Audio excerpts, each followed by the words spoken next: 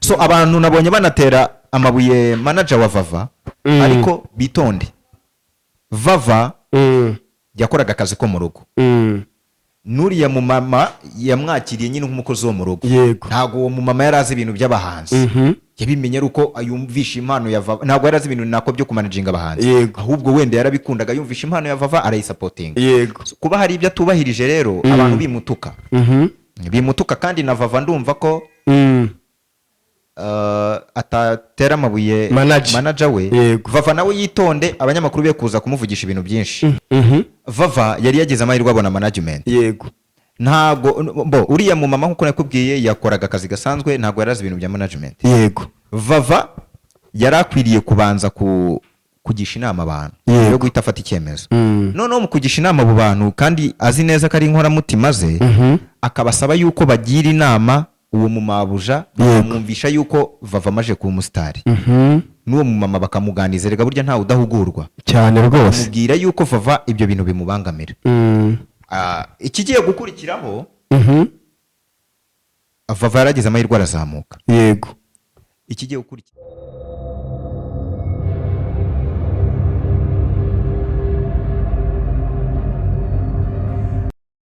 reka tubasuhuze mwese aho muherereye hirya no hino mu bice bigiye bitandukanye. Abantu mwese mudukurikiye muri mu mpande z'isi ahantu hose uri ku isi reka nkubwire ngo ndagusuhuje. Wowe ubyutse cyangwa se ugiye kuryama cyangwa se uri gufata amafunguro ya saa sita, ibihe byose urimo reka nkubwire ngo icy'ingenzi ni uko nguhaye ikaze kugira ngo nawe mu gihe uri kureba iki kiganiro ndetse unacyumva wumve ko ari icyawe, ari wowe kigenewe. Hanyuma turi kuri Misemo TV. Wow, imbere ya kamera dufite umuzungu. Abantu bajya bambwira ati ariko ubu ndabizi abantu bagiye kunyubaha. Ngaho ndimo ndazamura mwana uretse gukora introduction. Allo? Yabaye. Biriwe neza. Byabintu birakomeye. None se ye man ndi kuri televiziyo live. None se ubwo bimeze bite?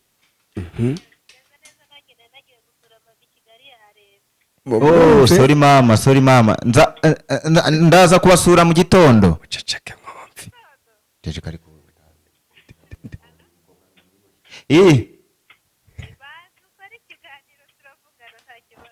Iyi ndirimbo nshyashya wayisohoye? Ariko umva gira vuba uze tuhatwicyashye ibintu bigende neza. Wa mbere nubizi ko tuzaba turi kumwe. Harya tuzakora ikiganiro he? Kurugendo TV. Yego mama. Umukobwa nkunda ko. Sawa reka dukomeze ikiganiro ukomeza abantu banakore subscribe kuri Masengesho Divine. Urabakumbuye? Urankumbuye cyane? Akoze cyane mama. Mama nawe ngarashaka. Mama wawe mumpereze. Aha. Muraho mama wacu. Namahoro bana. Turashima Imana cyane. Tumeze neza. Twari turi mu kiganiro live. Reka wenda nze kugusura ariko sinzi wenda nimba wanasuza abantu ntacyo wabasuza abarimo barakumva ntacyo turahita ndaza guhamagara nyuma. Nta kibazo. Wasuza abantu ntacyo ukabasuhuza barimo kukumva. Muraho namwe abantu bari kunyumva. Okay. Urakoze cyane rero. Yego. Uyu ni mama wa Divine. Ni umukobwa twakorana ikiganiro abantu barantuka. Ngo byifashe gute se? Ngo ni ugiye gusimbura abantu bari bazi ko ari ugiye gusimbura umugore wanjye. Kandi umukobwa namuhawe na mama we. Igihe umugore wawe bavuga ngo yagucitse yagiye. Voilà. Kuko abantu babagira ngo ngirene. Parana. None babonye umugore agarutse bigenda gute? Ngo twabipanze ngo ni ibintu twe twapanze ngo ndasabira. Ariko nubwo ari ibintu ngende nshaka. Ako kantu si keza kandi narakumvise. Ariko reka nkubwire. Mu byukuri ngiye umbabarire. Tugiye kuganira. Umukobwa nkurikije n'abantu wenda babyumvise. Indirimbo bivuyeho ndanagukumbuye ase patire ubwo koko. Ntabirenze ngewe uriya mukobwa ndimo ndamuzamura. Urimo uramuzamura. N'abantu bajya banyindikira ngo uramuzamura ngo utari watera intambwe. Ariko se sha intambwe nateye ko nazo mutazemera. Ubundi yindi natera ntabwo muremera yuko ndi umuntu usobanutse. Indirimbo nakoranye na Kalise Karasira yitwa Nge nawe igiye kuzuza 1M. Mwese baragira ngo nkore iki? Ngeze nanjye njye mu kwezi. Ndi umusitari. Nabwo ntibakanda aho ngeze nubwo ndi umusitari utagira amafaranga ariko ndimo ndagenda nyagira. Ntabwo bivuze yuko ntafite platform y'ibitangazamakuru nshobora kwifashisha nkazamura abandi bahanzi. Yego. Abantu bakandenganya. Yego rwose. N'abandi bafite impano muze rwose. Urashoboye. You can call me. I'm ready to help you. Patri, uyu muhanzi managing amaze gukora indirimbo zingahe? Nibwo tugiye gutangira. Ntabwo ari umukorera indirimbo. Ngende manager we. Ntabwo manager akora indirimbo y'umuhanzi yishyura. Umuhanzi niwe wiyishyurira. Ariko amafaranga manager akajya ku managing ibikorwa. Ahubwo mu gihe baranamemba. Bazajya banamemba nabo twe twavugana ariko bazamemba. Uburyo managing aze. Kubitandukanye. Oya ariko manager nicyo bisobanura. Buriya. Mwese habi. Aba manager bo mu Rwanda ubundi bakora ibintu biri contraire y'aba manager. Ubundi mu manager arahembwa. Mu manager go akwiye guhembwa. Nubwo umuhanzi ni ukwiye kuba ari umukire. Umuhanzi ni ukwiye kuba ari umukire nyine ari na boss wa manager. Ari boss wa manager. Manager ni ubu managing ibikorwa bye. Kuko ibihangano tuvuge kari the product za nyirabyo bikamugira umukire hanyuma agashaka ubimanaginga akamwala agatira ibintu ku murongo. Akavuga ati uragera mu kiganiro sanga izi saha uritabira igitaramo iki umuntu yahamagara uwo muhanzi ashaka kumuca amafaranga ntihita umuhanzi yakitaba uwo manager ariko umuhanzi ni uhemba manager.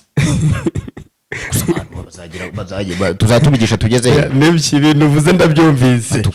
Aha anyewe Patrick tangira wibwira abantu.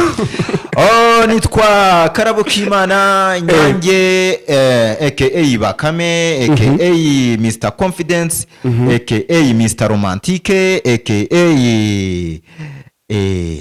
Lion. Patrick ayo mazina joro yasubire nuyamenye. Nitwa Patrick Mazimaka aka Karabo Kimana aka Bakame aka Mr Confidence aka Lion aka Mr Romantic.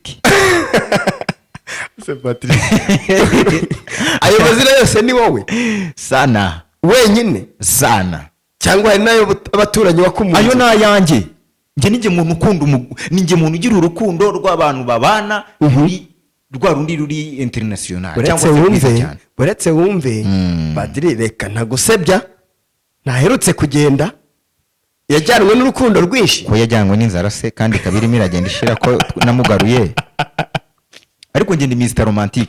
N'inzara yabiteye se? Ako se umugore wa Patrick ajyanwa n'inzara n'abantu bari ku isi bafite amafaranga gute koko? Ariko wowe abantu bose bari ku isi niko barimo kugufasha abakire. Wasanga nabo mu muryango batazi uburyo wihiringa kandi bafite amafaranga umuryango wawe. Ntago byabura. Ntago byabura. Reka tubareke batwigisha gukora cyane. Ariko nababaye. Abajwe n'iki se? Abajwe n'imbogo wa mukobwa uririmba dore imbogo. Vava. Vava yatashye. Inyamasheke. Noneho yatandukanye na manager we byeruye. Reka. Inyamasheke disi ariko Vava yambabaje. None se ubu arongera arongera nyine yisubirire buriya mu cyaro ariko kubera ko yamaje kumenyekana abantu bashobora kumufasha. Bashobora kumusanga yo. Bashobora kujya bonamuhamagara. Nase bapfiki na manager. Izo nkuru rero ngewe ari ukuntu njya ndeba inkuru nkagira ngo barimo baratwika. Oya nabibonye. Ntago batwikaga. Ariko ndavuga ntireka no kubyinjiramo ushobora gusanga ari kagatwiko. Ntago batwikaga. Ko ibi umuntu uvugisha ukuri n'ubesere ubu bareba. Iyo uri umuntu uzi kwitegereza. Ubu bireba ko we ntago wavuga ngo uvuge wahoze ari manager wawe nabi. Yego. Avuga ngo manager we ngo ngamuhereza ngo ibintu ngakore mu rugo. Ngo n'abanyamakuru baza ngakambwira ngo biparitse ubanze utanga ibiganiro nyine nyuma y'ibiganiro ajya gukora akazi ko mu rugo cyangwa before y'akazi y'ibiganiro agakora akazi ko mu rugo abanyamakuru baza akabona akajya gukora ibiganiro. So ku rundi ruhande ngiye icyo nabonye cyo ndakeka na manager wa Vava arimo arandeba nanyumva unamworiza iki kiganiro niba ufite nimero ye. Yego. Manager ikintu namushimiye cyo afite umutima mwiza. Afite n'ubumuntu. Yego. Ariko akantu kamwisobye nuko utamenya ko Vava yabaye umusitari.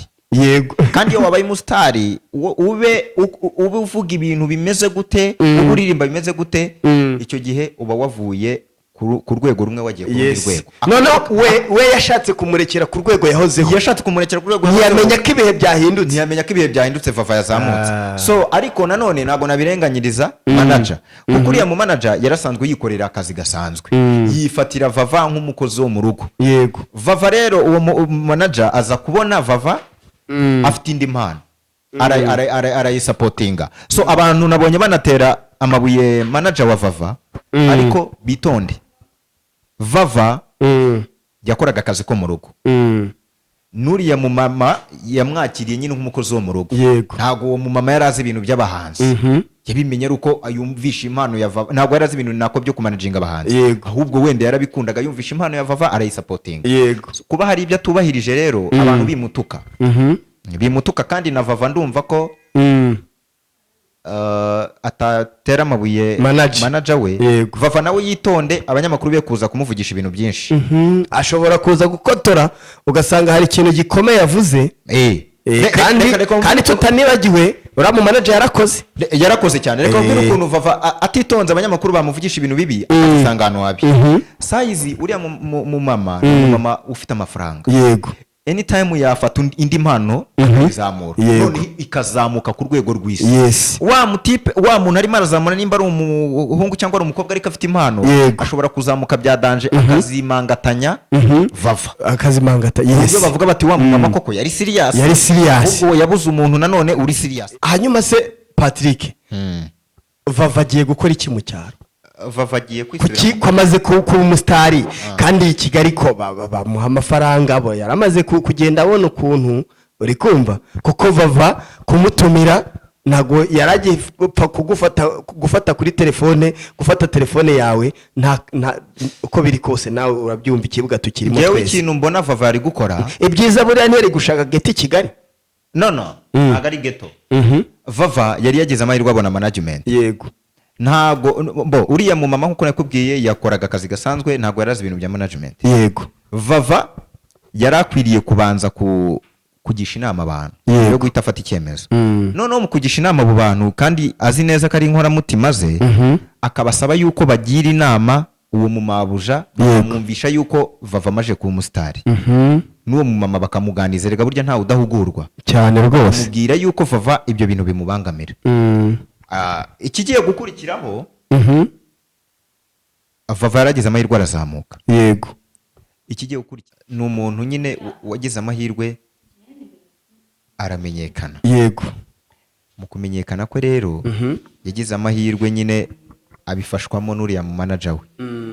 Rero ntaze kumva abantu benshi baza kumugira inama, cyangwa se ngo najya mu bitangazamakuru abe yavuga ibintu atabitekerejeho.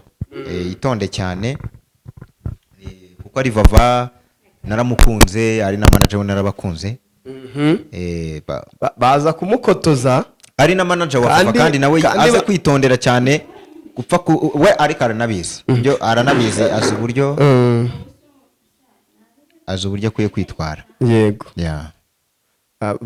bose muri rusange bashobora kubakotoza.